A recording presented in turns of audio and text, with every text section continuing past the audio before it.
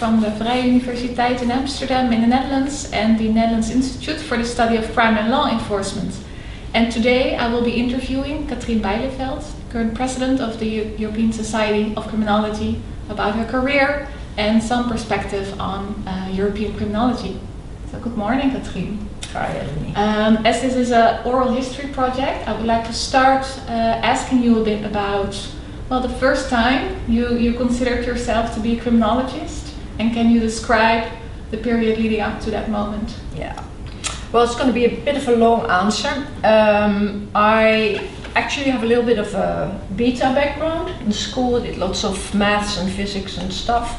But I started out studying psychology at Leiden University because I thought I wanted to help people or do therapy, clinical psychology. I finished that, but I didn't really like it. So I graduated. I have a master's in research methodology. And after that I also obtained a PhD degree, and that was in data theory, research methodology. So yeah, real sort of methodology. I worked a while in that area, and then more or less by chance I ended up at the research department of the Netherlands Ministry of Justice, WODC, and there I was research coordinator. And then I thought, well, it might be a good idea to also, do some law subjects. My father had been a judge, so I do have a little bit in my DNA maybe. So I started out doing a number of these subjects, and in the end I also graduated in law, so I'm also a lawyer, criminal lawyer. And then also, more or less by chance, I ended up at the NSCR, the Netherlands Institute for the Study of Crime and Law Enforcement.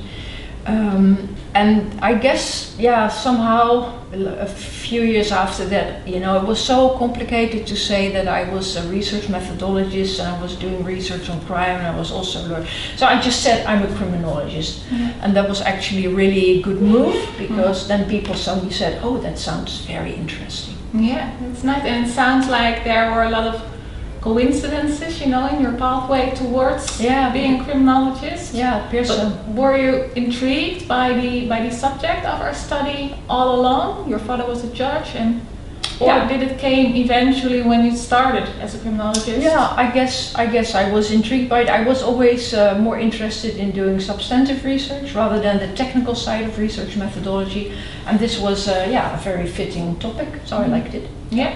And you mentioned just before that you went on studying psychology because you wanted to help people and make things better. Was it the same with criminology, or? No, I guess not. No. It was basically interest in doing research on big data sets, nice analyses, that kind of stuff. And of course it was new for me, so that was also very interesting. And can you describe some of the challenges that you and your colleagues were facing back then when you started as a criminologist? It can either be methodological challenges or societal challenges.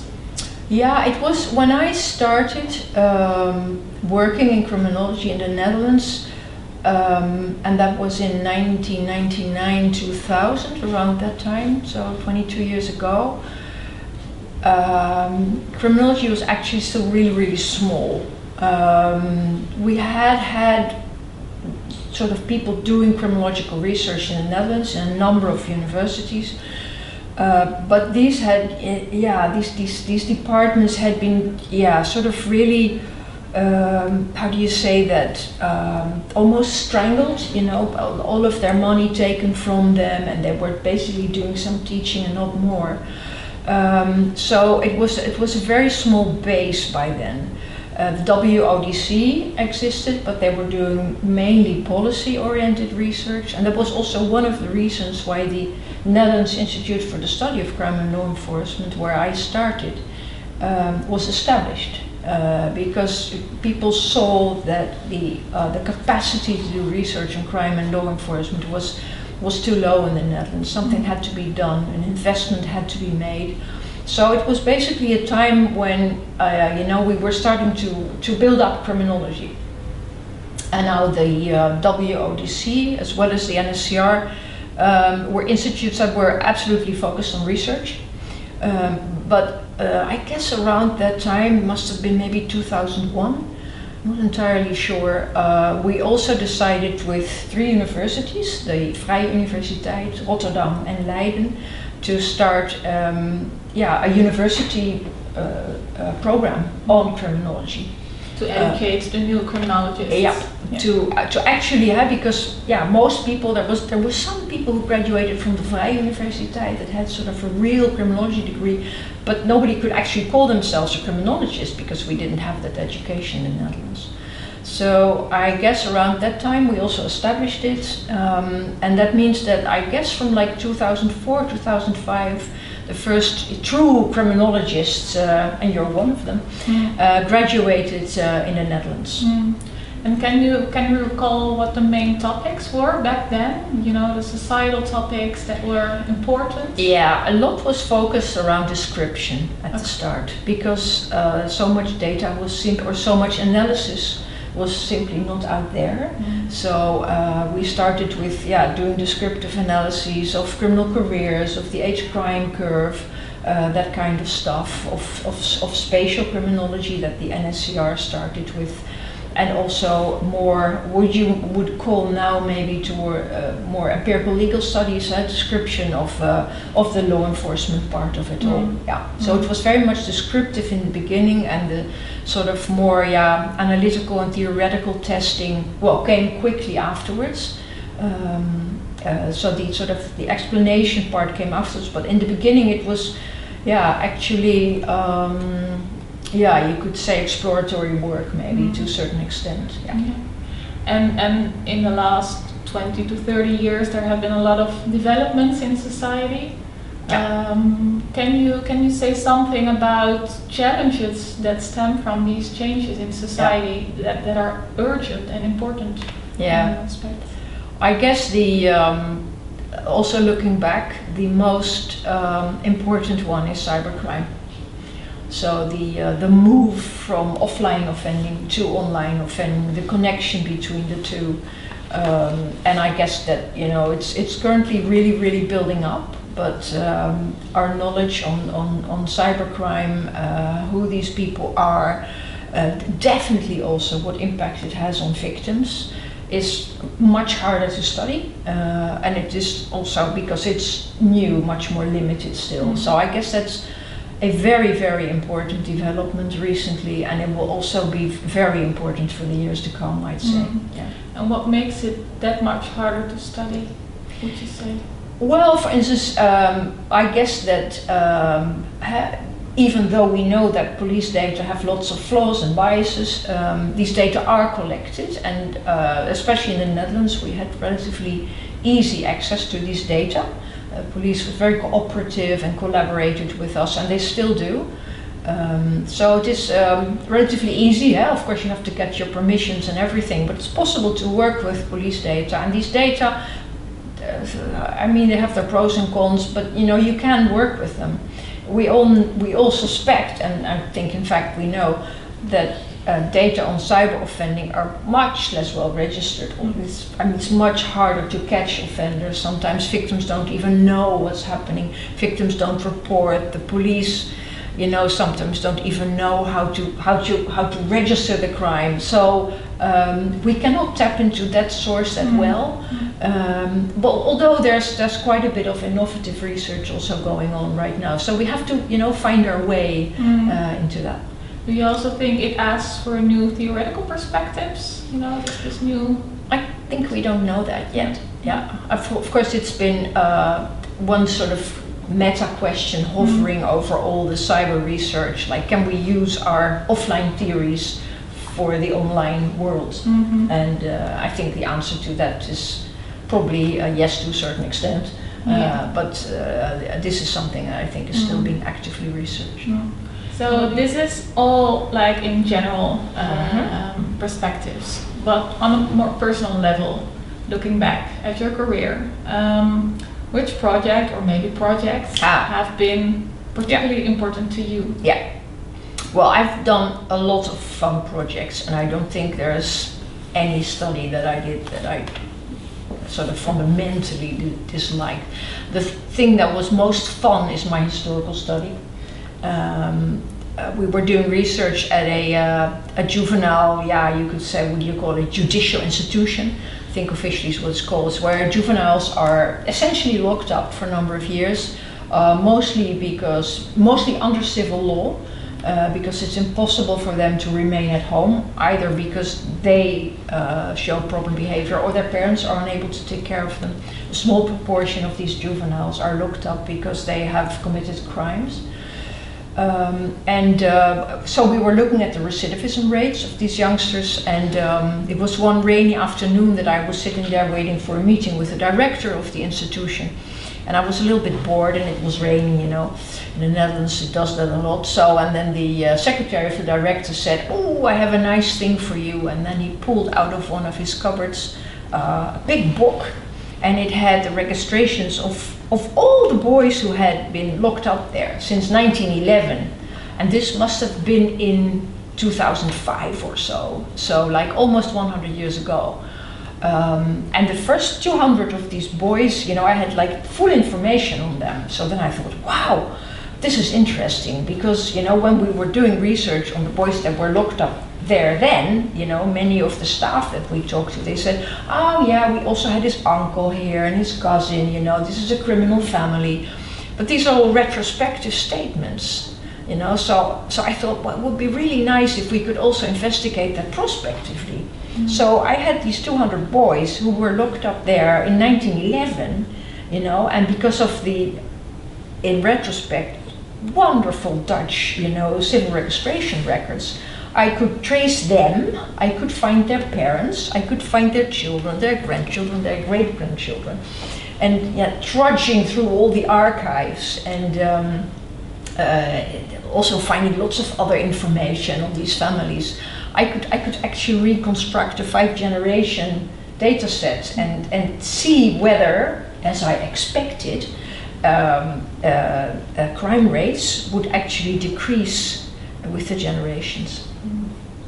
So that was, and it was simply a lot of fun to build. And when I began, I thought, well, you know, we're never gonna be able to do this, but we were, you know, we found all of them, 100%. It's just amazing. And were the results as expected? They were, it was slightly different, because what we found is that, if I say correctly, I have to explain that well, crime levels in the families, on average, remained as high as they were since 1911. So I didn't find that decrease in crime, but what I did find, because later on I also built a control group, that crime levels in the control group from 1911 onwards were actually increasing. So absolutely speaking, the families were doing as they were, but relatively speaking, compared to the Dutch population, they had improved. Wow, that's interesting. Yeah. My next question was going to be, what has given you energy during your career? But, you know, talking about this, you're all happy, and I can already see what gives you energy. So well, nice definitely. Project. Well, definitely. But I mean, while I was talking about this, I was sort of looking back at how we did the data collection, and I remember I did it with one of my PhDs and 2 other PhDs. You know, we went to these archives in Limburg in the south, and we didn't wear nice shoes like this, but we wore mountain boots because it was a very big archive with I think 13 kilometers of records, etc. So we had rucksacks, and we traveled there, and we had beers at night and stuff. So I mean, what really I think gave me energy is working with all the staff, and mostly young staff. Many of whom became PhDs, and that's been, I think that's going to be something that I think back on with a lot of pleasure. That's really nice. And are there projects that you've always wanted to do, but due to time, opportunity constraints, wasn't able to? Yeah, there's loads of projects that I would have wanted to do too, but there's not enough hours in a day, and there's not enough years in a life, fortunately.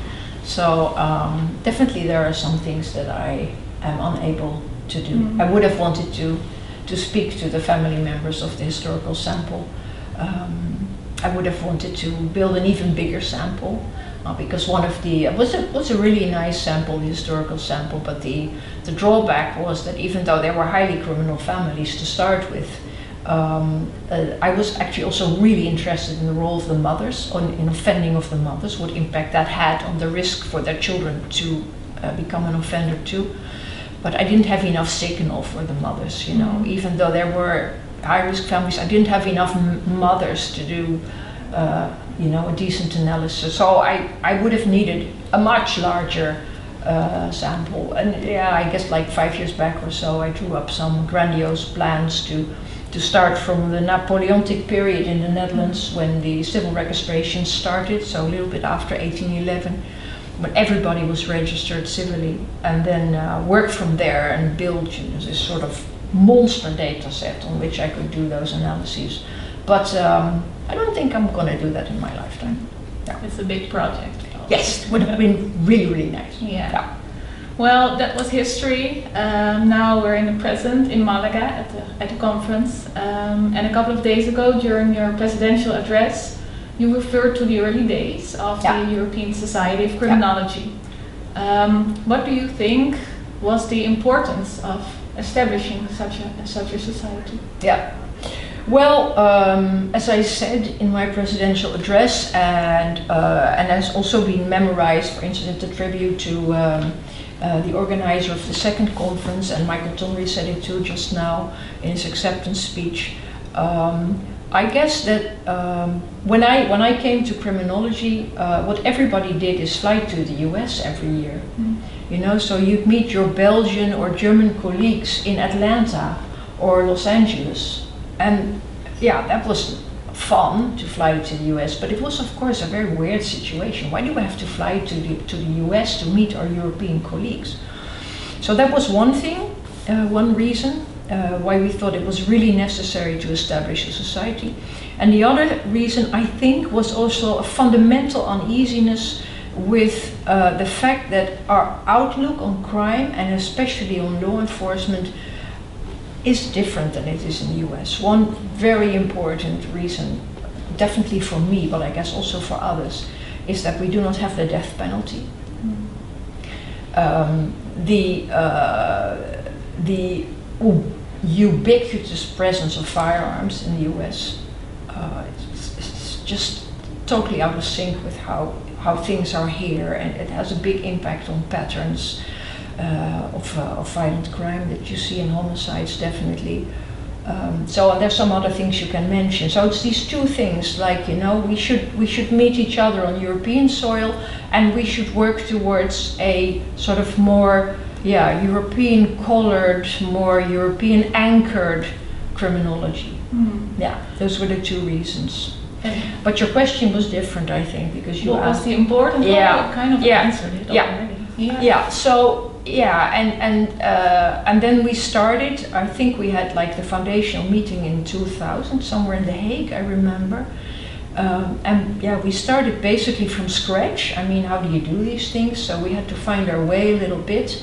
And I think that in the beginning, I mean, one thing that was very important for us is we are Europe. And with Europe in the society, we mean the Council of Europe.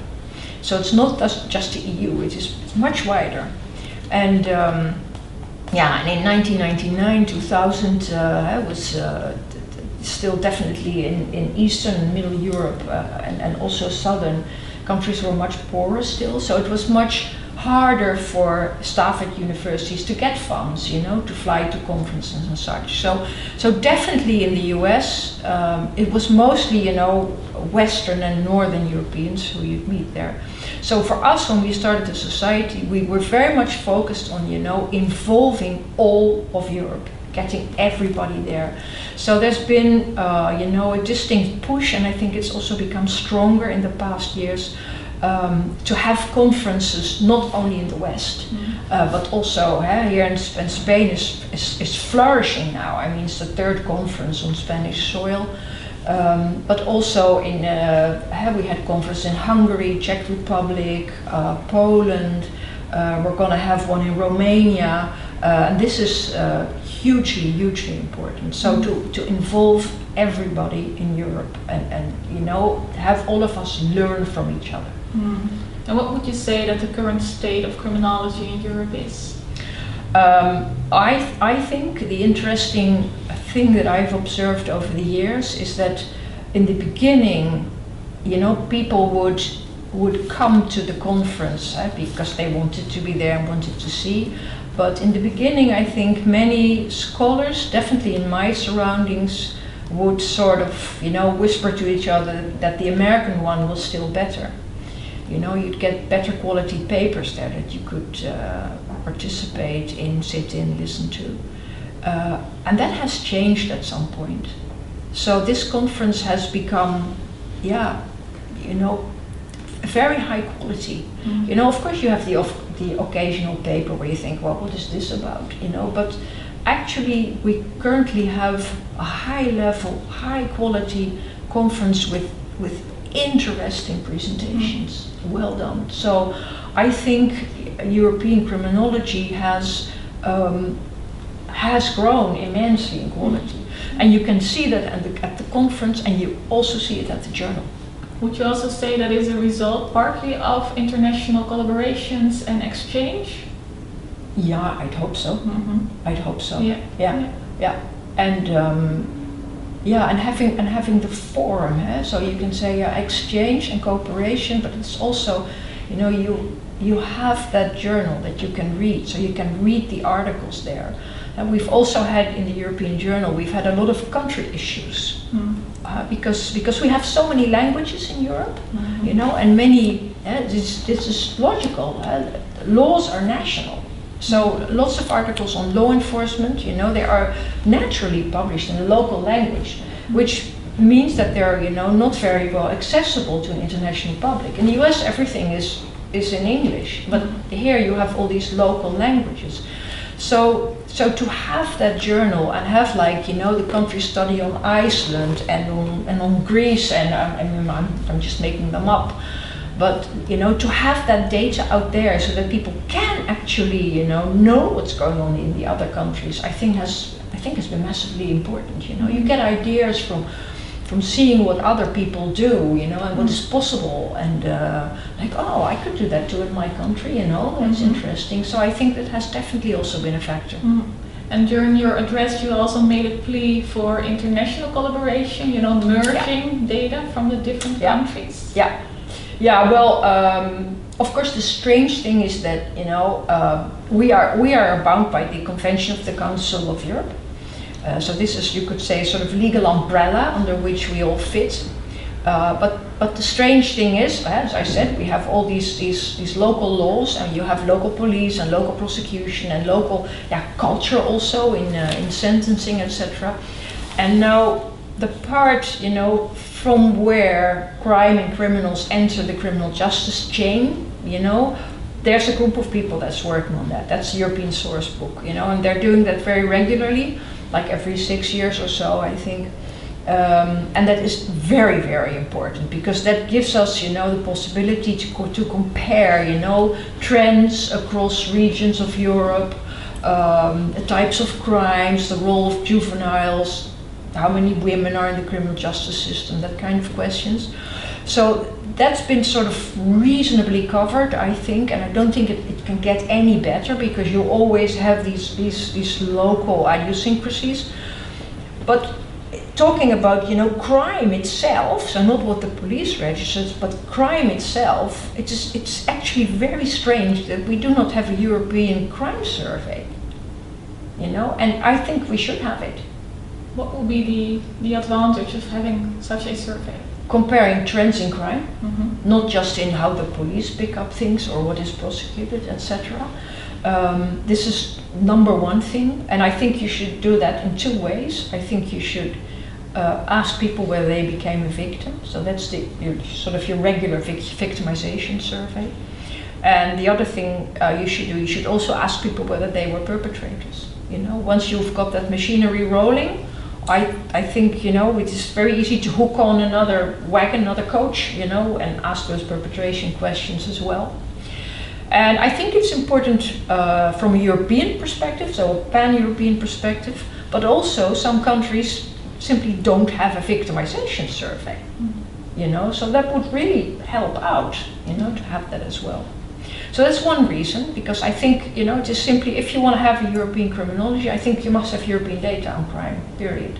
So we should, you know, and I'm working on it, and I don't know whether I achieve anything in the years that I've left working, but, you know, we're working on it to get that off the ground. So that's reason number one. And reason number two is from the victims' rights perspective, because both the EU has, you know, victims' rights, you know, and has a victim strategy in place, but there's no way to investigate, you know, whether victims in the EU countries are actually, you know, given their rights. We don't know.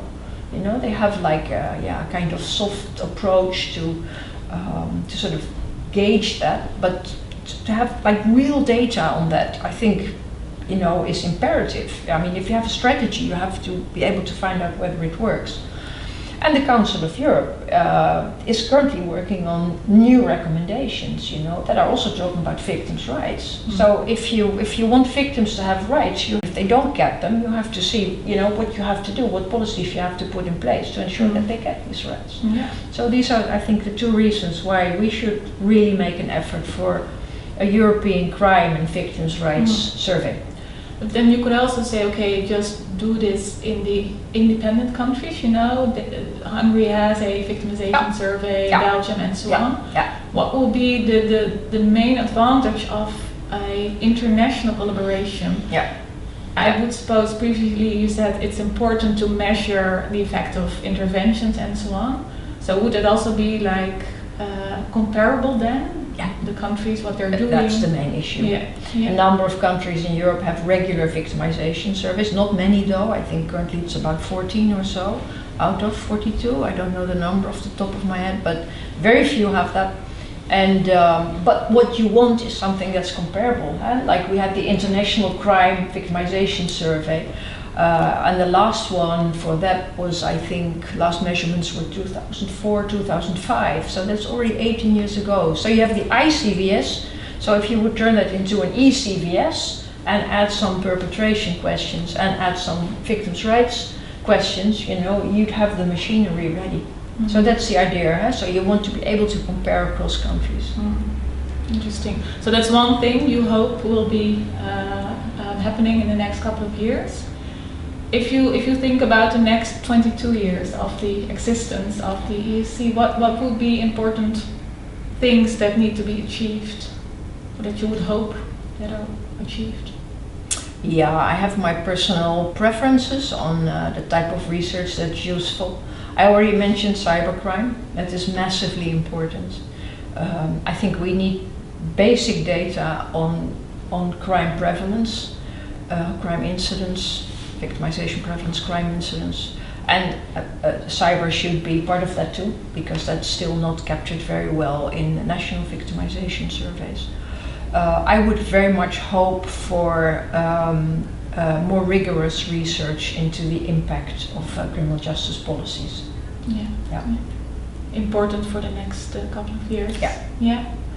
I'm coming to the end. Previously you mentioned the new criminology programs in the Netherlands and educating PhD students. So slowly now there's a new generation of criminologists arising. What do you think should be the most important thing in their education, in educating the new generation of criminologists? I think a new generation has already stood up, and you're one of them.